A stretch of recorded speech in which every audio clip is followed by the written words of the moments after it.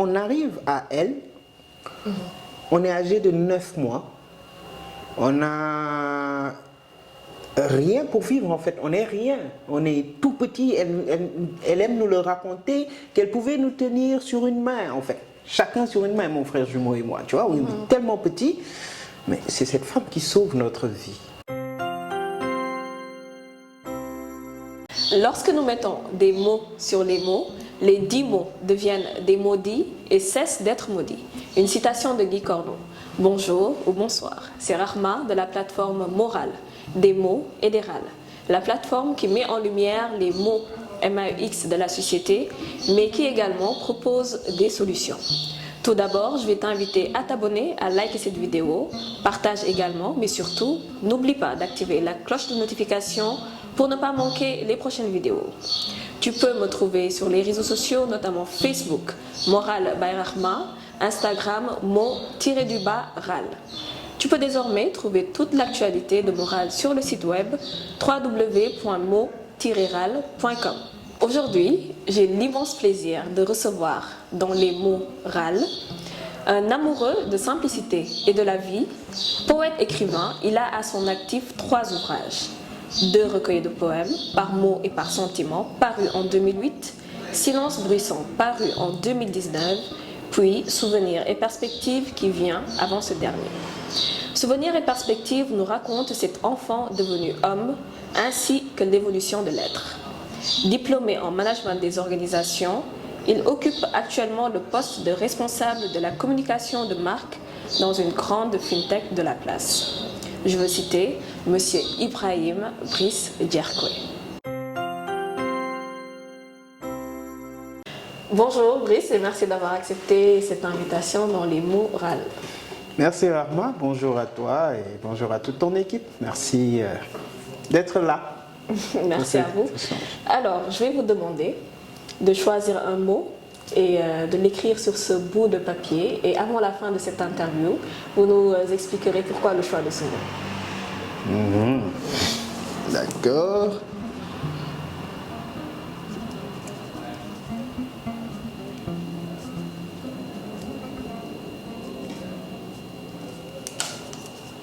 Parfait.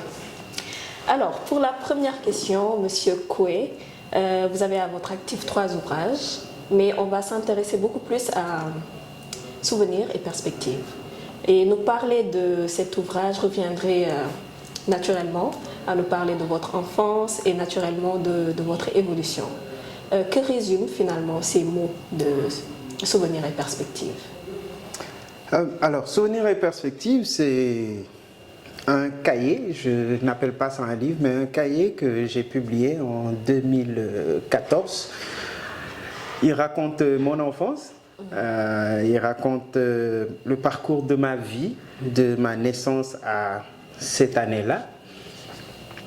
Pourquoi me dira-t-on en tout cas le besoin de raconter une enfance? Parce que simplement elle n'a pas été une enfance commune. J'ai pas envie de dire que ça a été une enfance difficile ou quoi que ce soit, mais ça a été une enfance juste pas commune de celle des gens de ma génération et même de générations après, parce que c'est une enfance passée loin de ses parents. J'ai été au village SOS de Louga à partir de mes 9 mois jusqu'à mes 15 ans, donc une vie sans parents en internat. C'était une enfance pourtant d'un autre point de vue normal, parce que j'étais dans un environnement qui ressemblait un peu à celui de la famille, parce que le village de Soie s'est organisé comme ça, en famille de 10 enfants plus une maman. La difficulté bien sûr c'est de ne pas connaître ses parents, en tout cas jusqu'à cet âge-là, de devoir parfois subir quelques difficultés, mais quel enfant n'en subit pas, mais une enfance finalement elle est studieuse, parce qu'on n'avait pas le choix, il fallait être très bon à l'école, C'est une enfance qui aussi nous a préparés de notre côté à devenir ce que nous sommes aujourd'hui. Souvenirs et perspectives racontent aussi l'adolescent que j'ai été au niveau des différents établissements avec des résultats académiques qui sont ce qu'ils ont été. Ça raconte aussi l'étudiant à Dakar, ça raconte l'étudiant au Maroc, ça raconte aussi le professionnel au début de sa carrière professionnelle. C'est vraiment un résumé donc de ma vie, de ma naissance jusqu'en 2014, avec tout ce qu'il y a comme péripéties, mais aussi avec tout ce qu'il y a comme réussite que le bon Dieu a voulu que nous ayons. C'est ça. Et quelles ont été les difficultés, ces péripéties-là que vous avez vécues? J'en ai cité. C'est tout à fait normal pour un enfant de connaître un petit déséquilibre quand on a grandi sans parents. C'est une difficulté.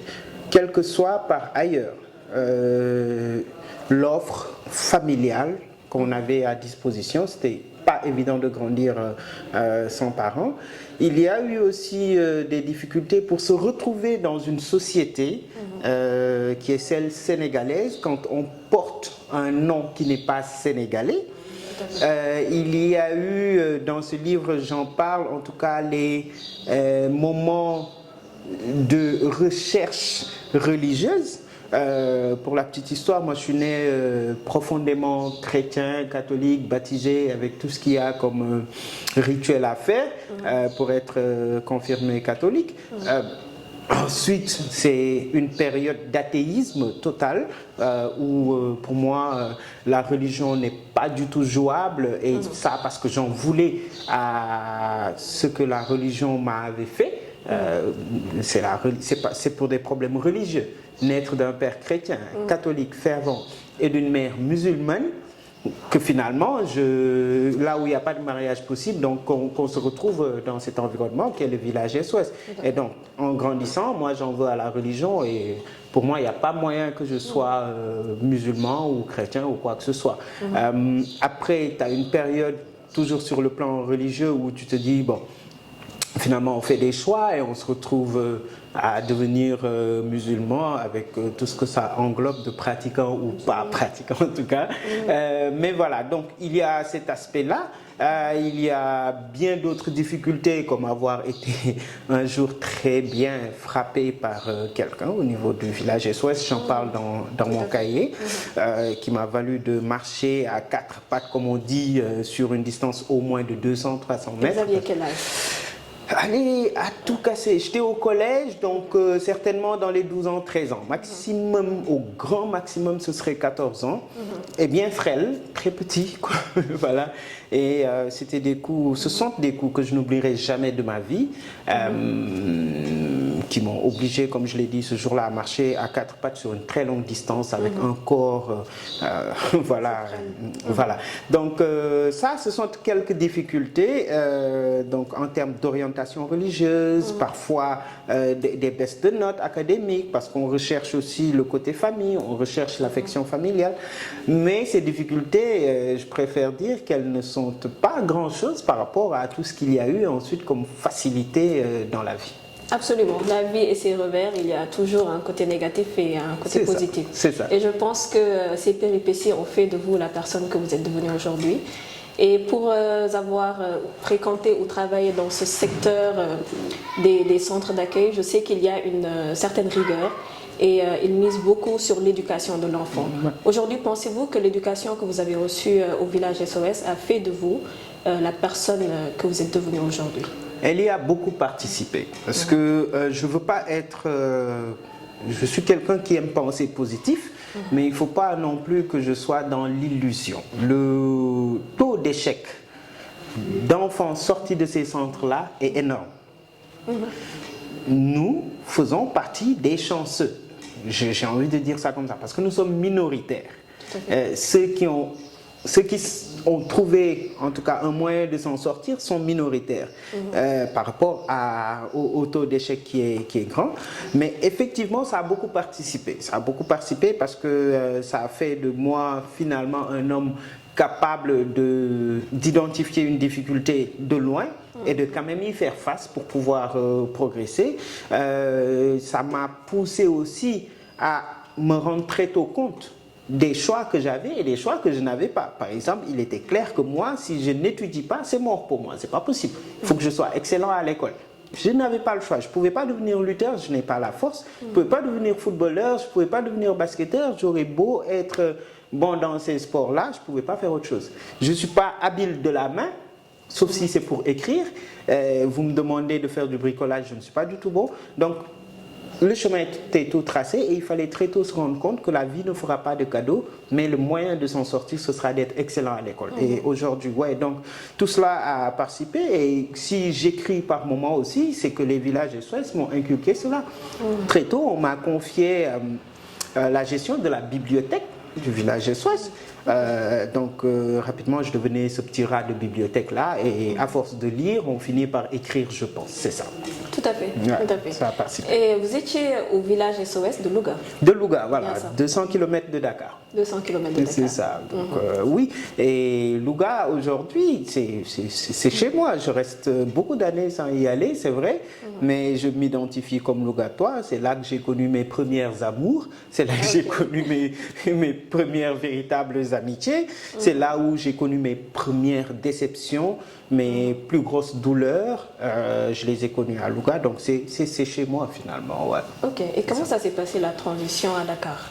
Alors, à partir de... Parce que moi, je reste à Louga jusqu'en classe de seconde. Je finis la classe de seconde et puis pour faire la première et la terminale, j'ai 15 ans, 14 ans, passé 15 ans, je rejoins Dakar. Pour faire la première et la terminale. Si vous voulez, la transition, elle n'a pas été facile parce que désormais, je quitte un environnement tel que les villages SOS pour rejoindre mes parents, en tout cas mon père. Ça n'a pas été facile parce que déjà, devoir assumer désormais que tu vis avec quelqu'un qui a le pouvoir sur toi. C'est vrai, au village SOS aussi, c'était le cas où la maman pouvait avoir un pouvoir sur toi, mais toujours, je pense qu'elle avait ce calcul-là de attention, il faut être prudent. Ici, tu vas chez quelqu'un qui sait qu'il a le pouvoir sur toi. Et n'oublie pas, à 14 ans, 15 ans, on est en pleine crise d'adolescence. Là, on trouve un papa marié avec son épouse. Donc, il y a quelques challenges, mais on a eu un papa formidable. On a eu un papa formidable et qui nous a aidés à surmonter tout cela, qui a continué à faire de nous de vrais hommes pour tenir dans la difficulté, qui n'a jamais voulu qu'on soit des fils à papa, des enfants gâtés. Et aujourd'hui, nous l'en remercierons. Mais la transition, elle a été pas aussi smooth que ça, mais finalement, elle s'est bien passée, je pense. J'imagine. Et nous allons parler un peu de votre parcours. De poète, écrivain, enseignant à responsable de la communication de marque. Comment s'est passée toutes ces transitions-là? La vérité, c'est que je ne sais pas. Honnêtement. Déjà, je tombe dans l'enseignement par hasard. Parce que moi, quand je finis mon premier master, je rentre à Dakar, je travaille dans un cabinet de communication où je suis responsable RH. Le président de l'école où j'ai fait ma licence me contacte pour que j'enseigne la géopolitique africaine. Et il se basait juste sur le fait que j'étais apparemment assez cultivé et sur les questions africaines. Il me dit, bon, tu vas te documenter davantage et puis tu nous fais des cours de géopolitique africaine. Oh, vous n'imaginez pas le challenge où il faut aller boire énormément de livres, etc. Et c'est comme ça que l'enseignement commence. Et il se base aussi sur mon histoire, sur ce que j'ai vécu et comment j'ai surmonté pour me dire, tu nous fais aussi des cours de développement personnel. Donc moi, je commence à enseigner tout ça sans forcément l'avoir appris. C'est plus tard que je vais apprendre ça de façon formelle. Donc, ouais. D'enseignant, ensuite, j'intègre les milieux professionnels où je passe dans les ONG. Donc, j'avais commencé, c'est vrai, dans une entreprise, mais après, je vais être carrément dans le milieu académique. Ensuite, sortir pour aller dans des ONG, tourner. J'étais un démissionnaire compulsif par contre, parce que je démissionnais beaucoup, qui m'a pris à... Donc voilà, Vous êtes assez autonome alors? Oui, oui, oui. Donc, et je fais même un escale. À un moment, je dis, bah, je vais être entrepreneur. Je lance mon cabinet avec quelqu'un que vous avez reçu dans cette discussion, Suleiman, qui est mon meilleur ami. Voilà. Et après... Différent de votre meilleur ami depuis la naissance? Oui, oui, oui, oui. C'est mon meilleur ami dans la vie, mais différent de mon meilleur ami depuis avant la naissance, qui est mon frère jumeau.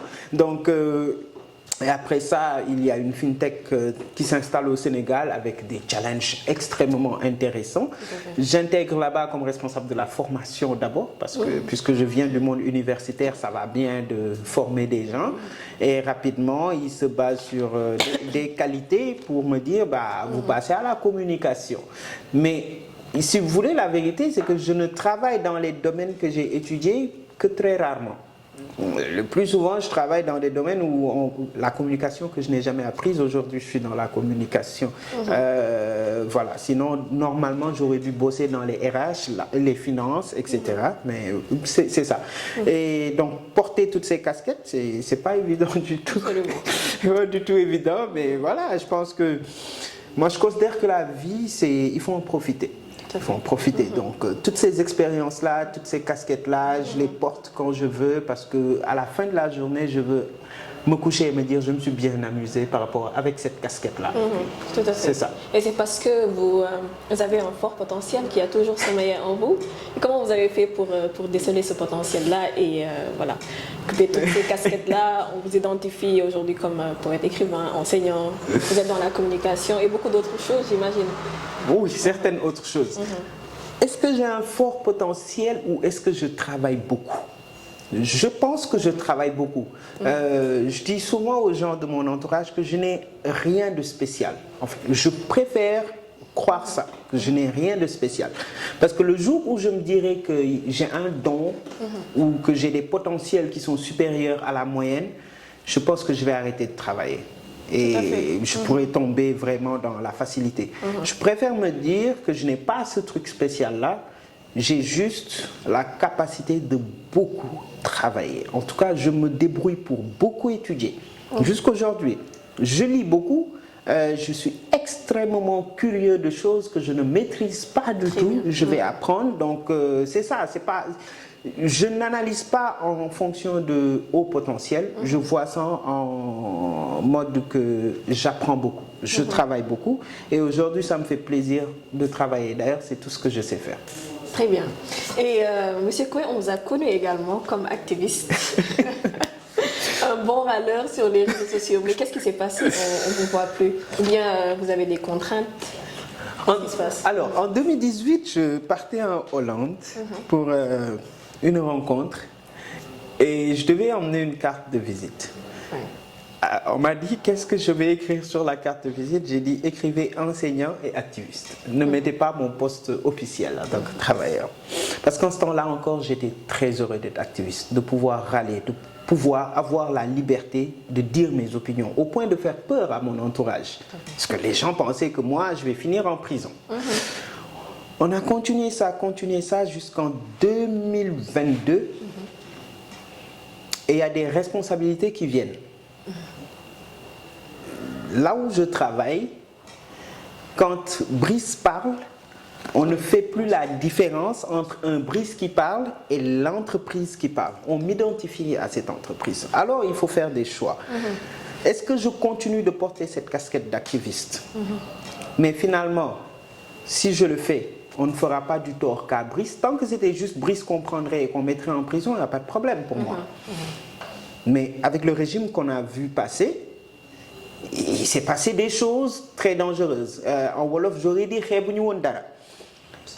l'analyse à faire était simple.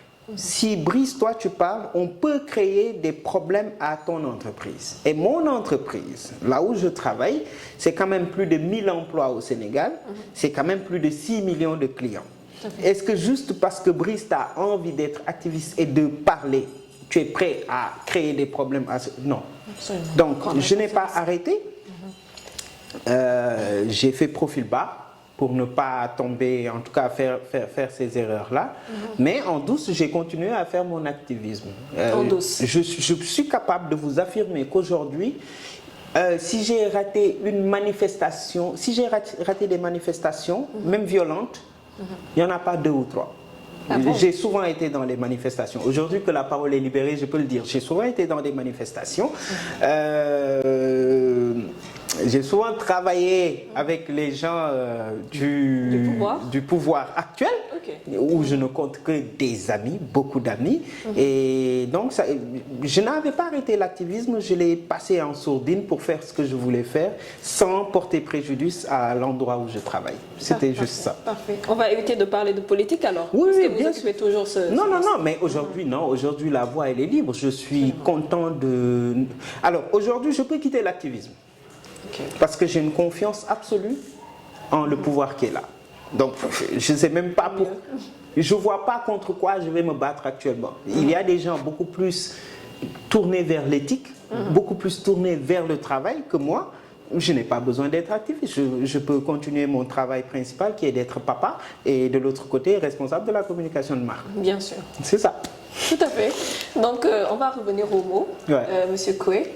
Les internautes, je pense qu'ils prendront plaisir à écouter la voix, cette personne qui écrit les poèmes, les lire, bien sûr. Alors, on va prendre Silence bruissant. Je pense que c'est votre dernier... Oui, le dernier, recueil. en 2020. Exactement. Yeah. C'est le dernier recueil de textes. Je vais choisir au hasard un poème qu'il va nous lire. Attention, hein. Mais pourquoi Je attention? déconne, ouais, vas-y. Ok, alors. Autant pour toi. Autant pour moi. Autant pour toi. Et je dois lire, hein. Oui. C'est un texte écrit en juin 2017. Si je dois écrire, autant le faire pour toi. Je ne peux avoir meilleure inspiration que cet amour que je te dois, que cette lumineuse et délicieuse sensation d'aimer et d'être aimé. Sentir le soleil briller des 2 côtés, te découvrir dans le néant de mon cœur a été l'aubaine qui a mené à mon bonheur. Désormais, je te fais serment sur l'honneur de t'aimer chaque jour, en toute heure. Peu importeront les douleurs et les heures, tu es l'absolue nécessité, voulue avec sincérité. Dans ma vie, pour le restant de mon existence, et pour cela, je fais vœu de patience. Le temps que le temps nous accorde l'union que tous 2 désirons. Je t'aime, je continuerai de le faire.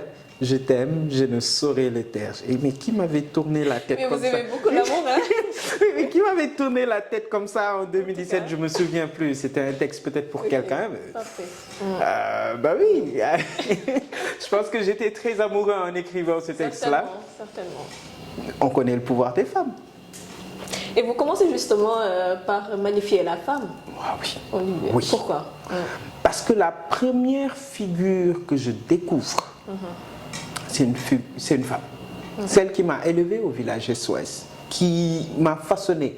Nous, on arrive à elle, on est âgé de 9 mois, on n'a rien pour vivre en fait, on n'est rien, on est tout petit, elle aime nous le raconter, qu'elle pouvait nous tenir sur une main en fait, chacun sur une main, mon frère jumeau et moi, tu vois, on est tellement petit, mais c'est cette femme qui sauve notre vie, qui nous donne à manger, qui nous répare, that's the word, elle nous répare, elle fait de nous des hommes, et ensuite nous donne une éducation progressiste. Cette femme était catholique et pourtant on nous disait toutes les religions mènent à Dieu.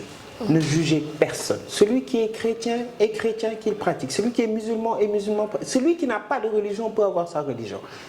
On est déjà dans les années 90 passées, quoi, tu vois. Donc, une personne qui avait déjà ce discours progressiste-là, vous voyez comment ça nous façonne aujourd'hui. C'est cette même femme qu'on découvre qui nous permet de cultiver des valeurs d'éthique. Je parle dans le livre Souvenirs et perspectives d'une phrase qu'elle aimait répéter. Même si on vous place un couteau sous la gorge, dites la vérité. Donc, c'est cette femme-là qui nous a inculqué tout ça. Et pour moi, rendre hommage aux femmes, tenir aux femmes, aimer les femmes, chérir les femmes, c'est pas comme si j'avais le choix de ne pas le faire. Je suis obligé. Donc, et pour le reste de mon parcours de vie, je n'ai connu que des femmes extraordinaires. Que ce soit dans des relations amoureuses, que ce soit celle qui m'a fait l'honneur d'être le papa de ses enfants, que ce soit les mamans, que j'ai souvent été l'enfant, le fils, en tout cas des mamans de mes amis. La femme m'a façonné, elle a fait de moi ce que je suis. Donc, bien sûr, en écrivant, je ne peux commencer par écrire que pour les femmes. En tout cas, merci Monsieur Koué pour cette belle prosodie, pour les mots que vous avez écrits dans Silence bruissant. Et toujours, nous restons dans l'art et la culture. Vous avez aussi joué dans un film dans lequel vous avez interprété le rôle de Feu Léopold Sédar Senghor. Quel attachement vous avez avec ce personnage, avant de nous édifier un peu plus sur le film. Sur ce projet? Alors, il y a des choses qui sont naturelles, qui arrivent parce que le bon Dieu a décidé qu'elles vont arriver. On m'a depuis tout petit dit que je ressemblais à Feu le poète président, que parfois je parlais un peu comme lui, et cela m'a suivi durant tout mon parcours, sans que je n'aie à l'imiter. Hein. C'est venu naturellement, il y en a qui pensent que je suis de sa famille, etc. Donc c'est ça le lien, et je suis un amoureux des mots. Donc quand on est amoureux des mots, on aime Senghor, c'est évident, parce que les plus beaux mots, c'est lui qui les sort finalement. Ils viennent de lui. Voilà, la rime n'est pas pour rien. Donc, et c'est ça notre histoire. Maintenant, quand tu as joué dans le rôle de Léopold Sédar Senghor dans un film, c'était pas prévu dans ma vie. Ouais, il y a tellement de choses qui arrivent dans ma vie que je ne prévois pas. J'ai joué dans ce film-là parce qu'un ami a pris l'engagement auprès du réalisateur qui avait beaucoup cherché quelqu'un pour lui jouer le rôle de Senghor. Lui, il est allé, il a pris l'engagement, il dit « Je connais Senghor et je vous l'amène ». Je connais Senghor. Voilà. Ok. Et il m'appelle, il me dit « Boy, j'ai pris l'engagement auprès d'un réalisateur que tu vas jouer Senghor. Maintenant, tu as deux choix. Soit tu fais de moi quelqu'un qui ne dit pas la vérité, soit tu fais de moi quelqu'un qui dit la vérité. Si c'est la deuxième option, demain, tu viens, ils vont te voir, ils vont confirmer que tu es Senghor et tu joues le film. » Bien sûr. Ça s'est passé comme ça. Et je suis arrivé le lendemain, effectivement, ils m'ont dit, pas de casting, vous jouez Senghor. Vous n'avez pas fait de casting? Non, pas de casting. Vous jouez Senghor et on y va. Ok. Je suis bon, ok, d'accord. Ça va faire partie des choses qui se sont passées dans ma vie. Pendant que nous parlons, l'exclusivité que je peux vous donner, c'est que je joue dans un second film le rôle de Senghor cette fois-ci. Waouh, magnifique. Encore. Magnifique. Je suis en plein tournage que je dois finir d'ici 2 semaines d'ailleurs. Et je joue encore le rôle de Senghor pour un film international. Donc oui, ça fait partie juste des hasards. Mais dans ma vie, jamais je n'avais planifié que j'aurais à jouer dans un rôle dans un film. C'était pas prévu. C'était pas prévu. Mais bon, voilà, c'est comme ça. Il y a le destin également. C'est ça, le destin, la destinée qu'on ne maîtrise pas forcément, mais qui arrive et puis on subit. Et quel est le nom de ce film, justement, pour celles qui voudront aller regarder? Celui qui est déjà passé. Oui. Black and White, mais diffusé exclusivement en France actuellement. Ah, c'est ça. Donc j'ai sorti quelques extraits, mais depuis 2019 c'est disponible et exclusivement en France. Exclusivement en France. Yes. Et pour le prochain? Le prochain, je ne sais pas quand est-ce qu'il sera disponible, peut-être la productrice, la réalisatrice nous dira. Mais c'est un film, je vais le dire quand même, qui raconte l'histoire de Valdiodio Ndiaye. Et puisque c'est contemporain, ce sont des contemporains, il y a des apparitions de Senghor. En tout cas, bravo pour votre parcours, M. Koué. Très, très inspirant. Du village SOS, aujourd'hui à acteur, écrivain, poète, enseignant, responsable de communication et tant d'autres. Oh oui, merci. Moi, je considère que j'en suis encore au début. Et je le dis avec toute l'humilité qu'il faut et la sincérité. Les gens me considèrent souvent comme quelqu'un qui a accompli beaucoup de choses extraordinaires. Honnêtement, je ne pense pas avoir fait le quart de ce que j'ai envie de faire. Pour le moment, les choses me sont tombées dessus. Et puis je me suis adapté et puis ça s'est bien passé. Maintenant, ce qui reste, c'est qu'est-ce que Brice toi-même tu crées, la voie que tu traces, et puis tu vas relever les challenges là.